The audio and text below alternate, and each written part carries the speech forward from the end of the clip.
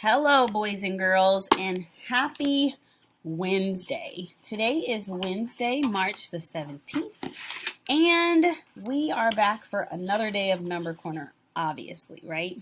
It's day 12 of our Number Corner journey for March, and we are halfway, more than halfway, through the month. So today we are going to just very quickly look at our calendar grid marker.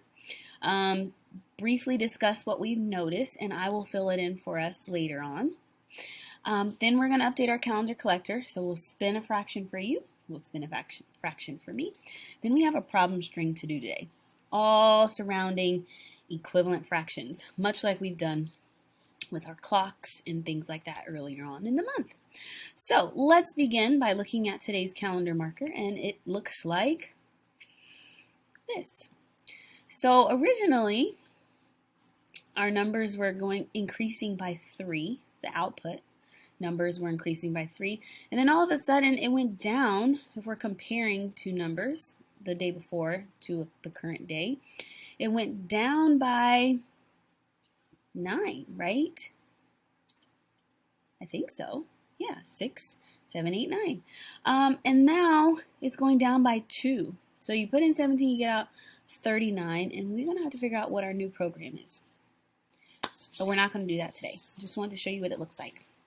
So the difference between 16 and 37 is 21. The difference between 17 and 39 is 22. So we have a difference of 21, difference of 22. Wonder what it'll look like tomorrow, and if it'll still follow the pattern of increasing by 2. Now, let's go ahead and spin for our fraction of today. First spin is always yours. 1/6 for you and 1/6 for me. Same. Perfect. So I got 1/6 here and 1/6 here. All right, and now for the main attraction, the main part of where we're going to spend our time today. You should find some blank grids, which may look similar to this hundreds grid, on a page in your Number Corner book. So you will need to open up to that page, and you will need some colored pencils or possibly crayons, but preferably colored pencils, so that you can participate in this problem string with us. So I will give you a very brief moment to go ahead and get those things out and ready. So if you need to pause this video, I encourage you to do so, because we are going to jump in shortly. And that's page 74 in your student workbook, just by the way, page 74. All right, here we go. So I want you to find the fractions that are equivalent to 1/2 on your hundreds grid. As many fractions as you can find that's equivalent to 1/2 on your hundreds grid. Work in your workbooks. You can use colored pencils to help you. I'm going to give you a few moments. I'm going to tell you to pause this video, because when you come back, we're going to be talking about those equivalent fractions that you were able to find. Good luck. Okay, so let's talk about some equivalent fractions for 1/2. We know 1/2 looks like this, and that's just the fraction 1/2, because it is half of the board. What other fractions were you able to find? I'm going to write 1/2 like this. All right, what other fractions? Great, some of you were able to think about this really quickly. You probably found 5/10, because it takes up the same amount of space as our 1/2, the shaded region that we just found over here. And we know that there are 10 tenths in a 100 grid, because we've learned that already, right? All right, what else?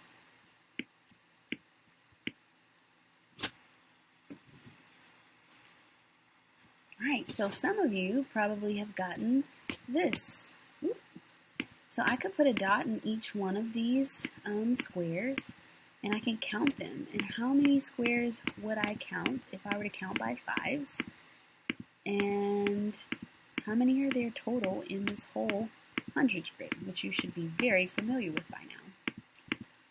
Good, it's 50 out of 100, and we also know that because we've done a lot of work with creating equivalent fractions in regards to fractions that have a denominator of 10 and a denominator of 100.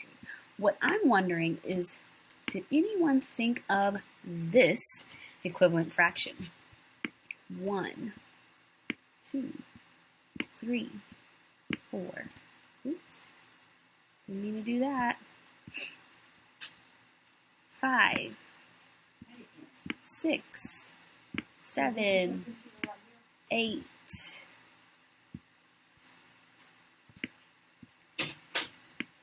That was 8, okay. 9 and 10. If I were to finish filling this in for this whole grid, how many would I have? Right, I would have 20 of them, and I just filled in 10 of them. So 10/20 is another equivalent fraction that we can easily see on our hundreds grid. Awesome. Great. Now, we know that they're equivalent because they take up the same amount of space, right? So now we're going to go through a true or false problem string where I'm going to pose a problem. You guys are going to have to figure out if it's true or false and then prove why you think it's true or false. So I'm actually going to clear my work here, and I'm going to show you the very first question on this string, which is it true or false? Is 1/4 the same as 25 hundredths? Go ahead and outline it on your hundreds chart in your workbook and see if you can figure out if it's true or false.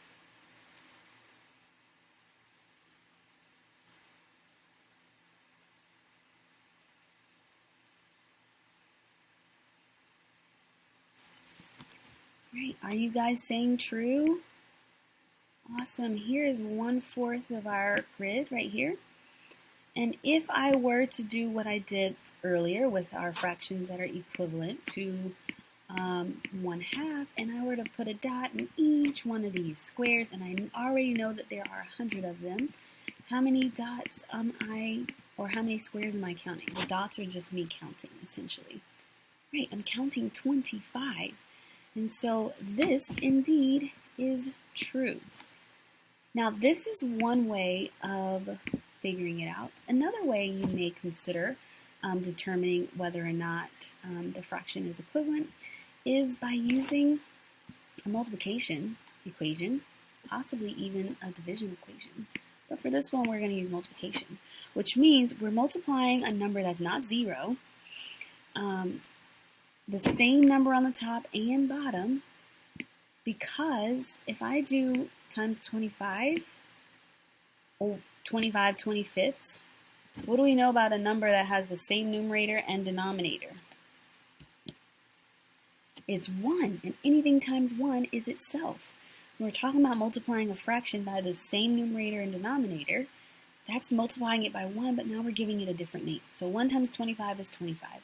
4 times 25, or 4/4, is $1, which is 100 cents. So indeed, this is true. Let's look at the second problem. So is 3/4 the same as 75 hundredths? Remember, the purpose of a problem string is to make connections between something we've done earlier so that we can see the connections between these numbers, but also to show that we really understand what's happening. Is it true or not?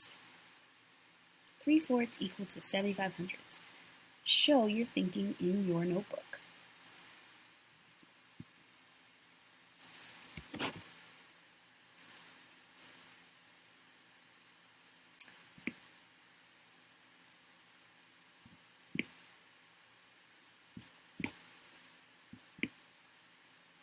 If you haven't paused this video and you're still working, go ahead and do so. I am just showing you right now 3/4 of our grid. And what do we know about 3/4? If I were to break it down in terms of unit fractions, good. It's 1/4 plus 1/4 plus 1/4. Do you agree? Okay. And what do I know about each of those fourths? Good. Each fourth is representing, we just figured it out earlier, 2,500. So I have 2,500, and then another 2,500. I keep pressing the wrong button, you guys. And then I have another 2,500 right here. And if I were to add 2,500 plus 2,500 plus 2,500, what am I going to get? You're right. I'm going to get 7,500, which means 3/4 is indeed equivalent or equal to, has the same value as 7,500. Okay? Okay. Y'all with me? All right. Let's do the next one. Hopefully I'm not going too fast. Is 3/5 equivalent to 6/10? Now, when you show your work in your notebook, I want you to think about what we've done, maybe thinking about money, okay? If I were to separate $1 into fifths, how many cents would be in each group? Or you can take and maybe figure out by knowing that we have 10 tens and I need 5 groups, so how many tens are going to be in each group to help you figure it out. I'm going to give you a moment to do so.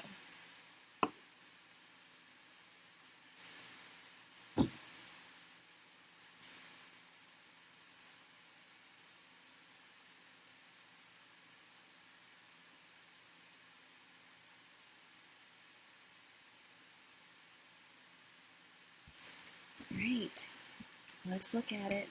Did anybody find 6/10 first? I'm going to go ahead and show my 6/10.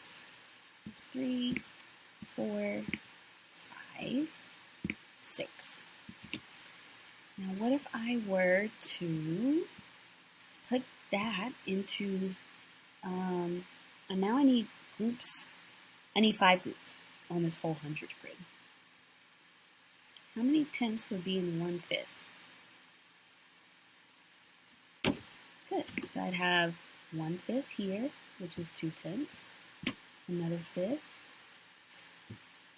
another fifth, and that's 3 tenths. Or excuse me, that's 3/5. Is it the same? Is it taking up the same space? Let me circle it on the same picture so you can really see it. Here's 1/5. Here's 2/5. Here's 3/5. Or is it true? Is 3/5 the same as 6/10? Yes. We know 6/10 is worth 60 cents if we're connecting it back to our understanding of money or the hundreds grid and what we've done in previous videos. And then 1/5, I can write 1/5 here. 1/5, how I keep right clicking. 1/5 is the same thing as saying I have 20 cents or 20 over 100. So if I have 3 of them, then I have 20 hundredths plus 20 hundredths plus 20 hundredths, which gives me 60 hundredths indeed. All right, guys, we have 2 more. We can do this. 1/3 is equal to 3/10. How are we going to solve this? Let's do this one together. I can easily find 3/10, right? Here's 1/10, here's 2/10, here's 3/10. But what is 1/3 of $1? This is one of the harder fractions to find on a hundreds grid because you're not going to necessarily have even groups. As a matter of fact, if you were to divide 100 into groups of 3, you're going to have some left over. So let's think about what we were talking about earlier, about how you can multiply something, the same number on top and on the bottom, because that's like multiplying by one whole. And you're renaming the fraction, but it's the same, it has the same value. What could I multiply 1/3 by can I multiply? Is 10 a multiple of 3? If I count by 3s, am I going to get 10? Nope, I can tell you that right now. You're not going to get 10. If I multiply by 3, that's 9. If I multiply by 4, that's 12. So automatically, I see that 1/3 and 3/10 are not equivalent fractions because 1 times 3 is 3, but 3 times 3 would be 9. So 3/9 would be equivalent to 1/3, but 3/10 would not be equivalent. So I'm going to put a line like this because it's not equivalent, and this one is false. It's false. I don't know about how some of you are thinking about this, but maybe you thought about a hundreds grid only being 9/10. And so in that case, if I only had 9/10 on a hundreds grid, which then it wouldn't be a hundreds grid, right? It would be 90. That's not 100. Then I could do equal groups. If I have $100 and I'm sharing them with 3 people, each person's gonna get some money, but we're gonna have to break some dollars into change, which means we're gonna have a remainder. So we cannot find an equivalent fraction using this hundreds grid to prove that 1/3 is equal to 3/10 because it's not. So that is false. Our very first false for today's problem string. And then we have one more remaining. 2/10 equals 4/20. Is that true or false? So I want you to think about maybe using the multiplication that I showed you to figure it out. Use your hundreds grid to figure it out, draw it out, and figure out if it's true or false. Maybe take like 45 seconds. Pause this video. Alright guys, here's my 2/10. You see it? Do you remember when I did 20ths earlier? And in each, I did my 20ths this way. I could have done my 20ths a different way, and I'm going to show you by circling it.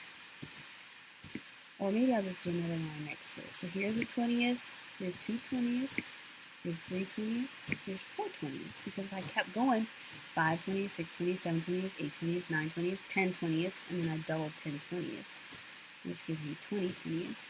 So is 2/10 equal to 4/20? Yes, it is. That indeed is true. So today we used the hundreds grid to find equivalent fractions. And we talked about how you could use multiplication by multiplying the same number on top and bottom. Top and bottom because it's multiplying by 1. Anything times 1 is itself. And that shows equivalence because it's just renaming it in a different way, but we know our 1 property. We also talked about drawing pictures and understanding that you can separate a fraction into unit fractions and then think about it like that. Lastly, we talked about, well, I guess just more multiplication, multiplying across. I could use multiplication for this one and say 2 times 2 halves, and 2 over 2 is 1. 2 times 2 is 4, 10 times 2 is 20. But for this one, it just didn't work because 10 is not a multiple of 3. And that's just as plain and simple as that. So hopefully you were able to keep up with me today. And if not, I'm so sorry. We'll continue to work on it. You guys have a great rest of your day, and I will see you tomorrow, Thursday, for another day of March number 20. Bye.